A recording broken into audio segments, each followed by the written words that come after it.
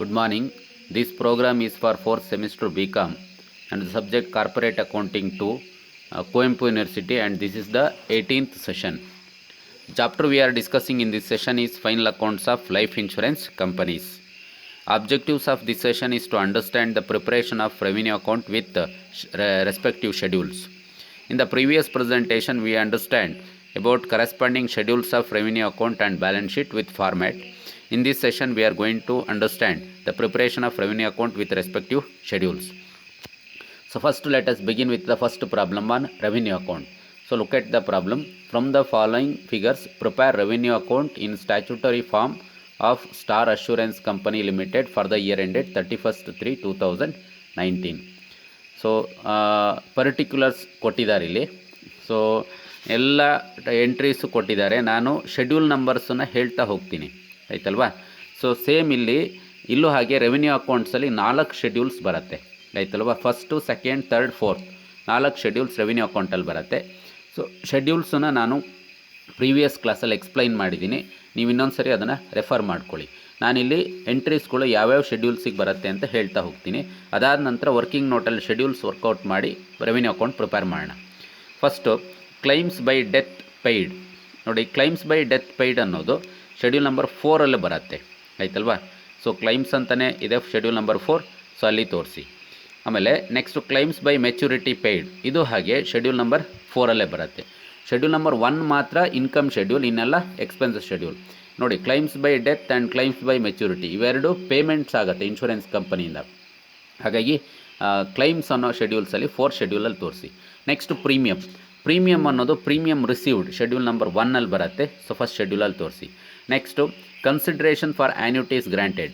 So consideration for annuities granted ಯಾವ ಶೆಡ್ಯೂಲ್ಸಿಗೂ ಹೋಗೋದಿಲ್ಲ. ಇದು ನೀವು ರೆವಿನ್ಯೂ ಅಕೌಂಟ್ ಮಾಡಬೇಕಾದ್ರೆ ಇನ್ಕಮ್ ಗ್ರೂಪಲ್ಲಿ, ಅಂದರೆ ಪ್ರೀಮಿಯಮ್ ಆದ ನಂತರ ಸೊ ಈ ಕನ್ಸಿಡ್ರೇಷನ್ ಫಾರ್ ಆ್ಯನ್ಯುಟೀಸನ್ನು ತೋರಿಸಿ. ಇನ್ಕಮ್ ಗ್ರೂಪ್, ಪ್ರೀಮಿಯಮ್ ಮಾತ್ರ ಇನ್ಕಮ್ ಗ್ರೂಪಲ್ಲಿ ಬರೋದು. ಸೊ ಅಲ್ಲೇ ಇದನ್ನು ಕನ್ಸಿಡ್ರೇಷನ್ ಫಾರ್ ಆ್ಯನ್ಯುಟೀಸ್ ಗ್ರಾಂಟೆಡ್ ತೋರಿಸಿ, ಸಪ್ರೇಟಾಗಿ ತೋರಿಸಿ. Next bonus paid in cash. So bonus paid in cash once again 4 schedule ಕ್ಲೈಮ್ಸಲ್ಲೇ ಬರುತ್ತೆ. Expenses of management. So expenses of management 3rd ಶೆಡ್ಯೂಲಲ್ಲಿ ಬರುತ್ತೆ. Next commission. ನೋಡಿ, 3rd ಶೆಡ್ಯೂಲ್ ಅನ್ನೋದು ಆಪರೇಟಿಂಗ್ ಎಕ್ಸ್ಪೆನ್ಸಸ್, ಅಲ್ಲಿ ಎಕ್ಸ್ಪೆನ್ಸಸ್ ಆಫ್ ಮ್ಯಾನೇಜ್ಮೆಂಟ್ ತೋರಿಸಿ. ಕಮಿಷನ್ ಶೆಡ್ಯೂಲ್ ನಂಬರ್ 2 ಬರುತ್ತೆ. Specific schedule ಇದೆ, ಕಮಿಷನ್ ಅಂತಲೇ ಇದೆ, ಅಲ್ಲಿ ತೋರಿಸಿ. Next interest, dividend and rent. ಇದು ಹಾಗೆ ಇಂಟ್ರೆಸ್ಟ್, ಡಿವಿಡೆಂಡ್ ಆ್ಯಂಡ್ ರೆಂಟ್ ಅನ್ನೋದು ಯಾವ ಶೆಡ್ಯೂಲ್ಸಿಗೂ ತೋರಿಸ್ಬೇಡಿ, ಡೈರೆಕ್ಟಾಗಿ ರೆವಿನ್ಯೂ ಅಕೌಂಟಲ್ಲಿ ತೋರಿಸಿ. ಎಲ್ಲಿ ಅಂದರೆ ಪ್ರೀಮಿಯಮ್ ಆದ ನಂತರ ಹೇಳಿದೆ ನಾನು, ಯಾವುದು consideration for annuities granted. So ಇದಾದ ನಂತರ ಇಂಟ್ರೆಸ್ಟ್, ಡಿವಿಡೆಂಡ್ ಆ್ಯಂಡ್ ರೆಂಟನ್ನು ತೋರಿಸಿ. ಇದು ಸಹ ಇನ್ಕಮ್ ಆಗಿರೋದ್ರಿಂದ ಇನ್ಕಮ್ ಗ್ರೂಪಲ್ಲಿ ತೋರಿಸಿ. Next income tax deducted source, ಇದು ರೆವಿನ್ಯೂ ಅಕೌಂಟಿಗೆ ಬರೋದಿಲ್ಲ, ಹಾಗಾಗಿ ಇದನ್ನು ಕನ್ಸಿಡರ್ ಮಾಡಬೇಡಿ. Surrenders, once again surrenders 4 schedule ಕ್ಲೈಮ್ಸಲ್ಲಿ ಬರುತ್ತೆ. Bonus in reduction of premium, ಇದು ಹಾಗೆ ಸೊ ಕ್ಲೈಮ್ಸ್ 4 ಶೆಡ್ಯೂಲಲ್ಲಿ ಬರುತ್ತೆ. Next dividends paid to shareholders. ಇದು ಡಿವಿಡೆಂಡ್ಸ್ ಅನ್ನೋದು ಅಪ್ರಾಪ್ರಿಯೇಷನ್ಸಲ್ಲಿ ಬರುತ್ತೆ. ನೀವು ರೆವಿನ್ಯೂ ಅಕೌಂಟಲ್ಲಿ ಲಾಸ್ಟಿಗೆ ಸೊ ಅಪ್ರಾಪ್ರಿಯೇಷನ್ಸ್ ಕ್ಯಾಲ್ಕುಲೇಷನ್ ಮಾಡ್ತೀರಾ, ಸರ್ಪ್ಲಸ್ ಕ್ಯಾಲ್ಕುಲೇಷನ್ ಮಾಡಿದ ನಂತರ ಅಲ್ಲಿ ತೋರಿಸಿ. Next amount of life insurance fund at the beginning of the year, ಇದು ಹಾಗೆ ರೆವಿನ್ಯೂ ಅಕೌಂಟಿಗೆ ಬರೋದಿಲ್ಲ, ಇದು ಬ್ಯಾಲೆನ್ಸ್ ಶೀಟಿಗೆ ಹೋಗುತ್ತೆ. ಹಾಗಾಗಿ ನಾವಿಲ್ಲಿ ರೆವಿನ್ಯೂ ಅಕೌಂಟ್ ಮಾತ್ರ ಪ್ರಿಪೇರ್ ಮಾಡೋದ್ರಿಂದ ಇದನ್ನು ತೊಗೊಳ್ಬೇಡಿ. Next outstanding death claims at the beginning of the year. Next outstanding death claims at the end of the year. ಇದು ನೀವು ಸೊ ಕ್ಲೈಮ್ಸ್ ಬೈ ಡೆತ್ ಅಂತ ಇದೆ first entry, claims by death, ಇದಕ್ಕೆ adjust ಮಾಡ್ಕೋಬೇಕು ಇವೆರಡೂ.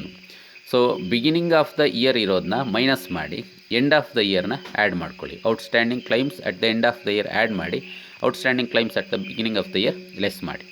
So that's all about transactions. ಇದು problems ಆಯಿತು.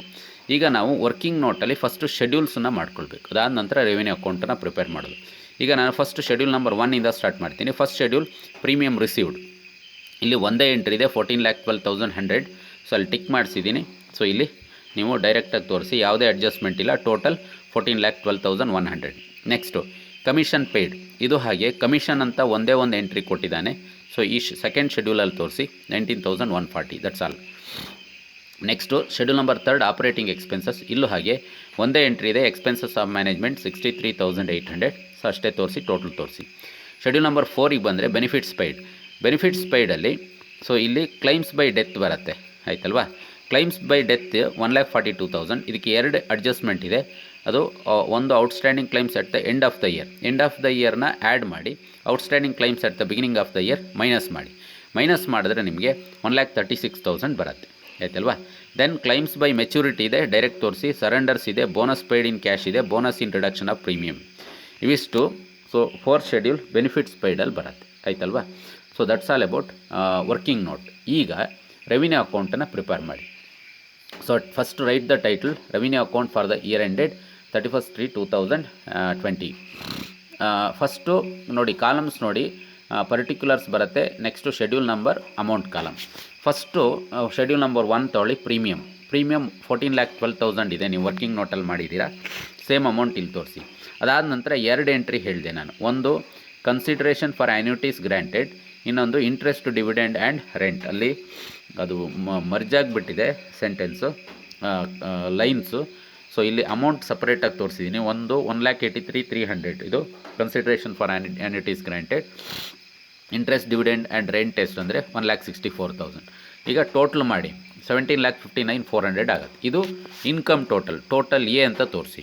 ಇನ್ನು ಉಳಿದಿದ್ದೆಲ್ಲ ಶೆಡ್ಯೂಲ್ಸು ಎಕ್ಸ್ಪೆನ್ಸಸ್ ಶೆಡ್ಯೂಲ್ಸ್ ಆಗಿರುತ್ತೆ. ಸೊ ಸೆಕೆಂಡ್ ಶೆಡ್ಯೂಲ್ ಕಮಿಷನ್ನು ಹಾಗೆ ಅಲ್ಲಿ ಸೆಂಟೆನ್ಸ್ ಮರ್ಜ್ ಆಗಿದ್ದಾವೆ ಅವು ಲೈನ್ಸ್ಗಳು.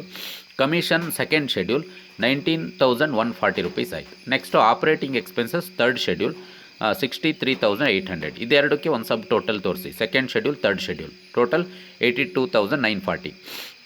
Next 4th schedule benefit paid. So ಅದೆಷ್ಟು ಅಂದರೆ 2,39,100. ಇದಕ್ಕೆ ಸಪರೇಟ್ ಇದು ಟೋಟಲ್ ಸಿ ಇದು, ಆಯ್ತಲ್ವ.